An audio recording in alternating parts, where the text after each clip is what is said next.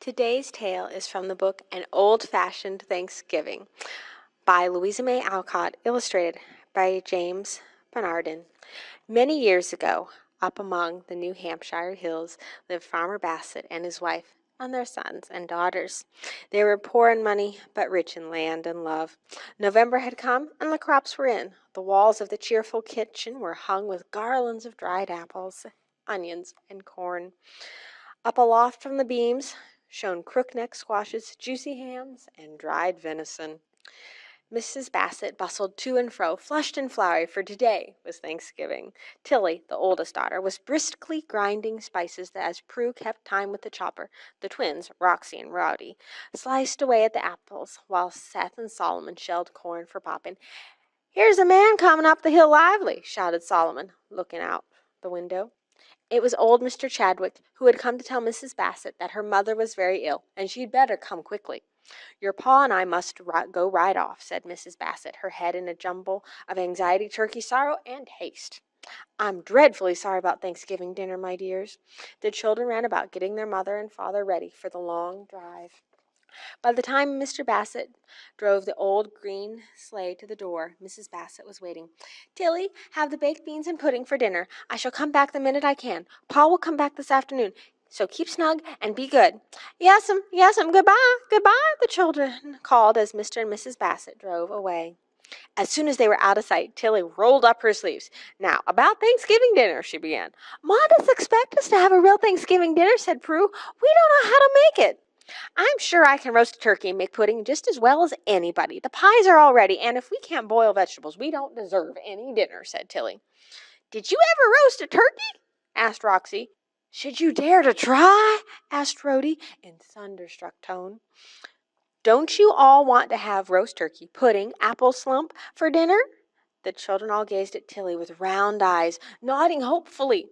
"Then all you have to do is keep out of the way and let Prue and me work," said Tilly firmly. Happily banished from the kitchen, the younger children gathered up their mittens and overcoats and headed to the old mill to go sledding in the crisp new snow. Tilly and Prue put on their largest aprons and set out all the spoons, dishes, pots, and pans they could find. "Now, we'll have dinner at 5. Pa will be back by that time, and he'll be surprised to find us all ready with a Thanksgiving feast," said Tilly. As she attacked the plum pudding, Tilly felt sure that it would turn out right, for she had seen her mother do it many times. But she forgot both the sugar and salt, and she tied the pudding in a cloth so tightly that it had no room to swell.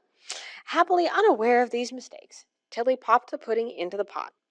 "I can't remember what flavoring Ma puts in the stuffing," she said next. "It's either sweet marjoram or summer savory. We'll put in both, and then we are sure to be right. Prue, run and get some from the garret while I mash the bread." Away trotted Prue, but the garret was dark, and in her haste she got catnip and wormwood. "It doesn't smell right, but I suppose it will when it is cooked," said Tilly. She filled the turkey with the stuffing, sewed it up, and set it to roast over the fire. Soon all was cooking, and the girls set the table. With red and white china, pewter platters, and mugs and spoons to match, it looked properly dressed for the occasion. The younger children trooped in just in time, hungry from their day playing outdoors.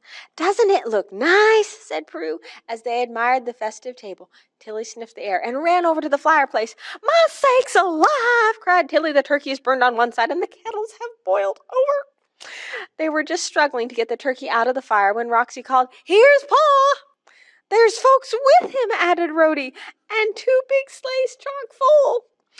In came Pa, Ma, Aunt, Uncle, and cousins, even Grandma, all in great spirits, and all very surprised to find such a festive feast. "Hurrah! Grandma's here!" cried Prue. It was a mistake of old Mr. Chadwick's. He got the message wrong. Grandma was sitting up. "Cheery as you please," said Mrs. Bassett. "Your pa fetched us up all to spend the evening, and we are going to have a jolly time of it, to judge by the look of things," said Aunt Cindy. They all sat down to enjoy the meal, and Mrs. Bassett praised Tilly and Prue for their hard work. But when the eating began, their pride got a fall, for Mrs. Bassett nearly choked when she tasted the stuffing.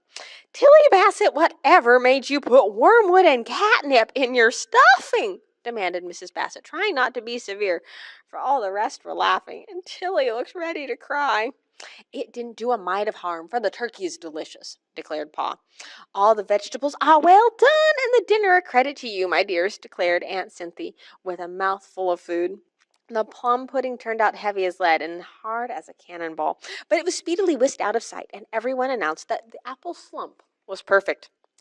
After the table was cleared, Uncle Mose struck up his fiddle, and everyone found place for a dance.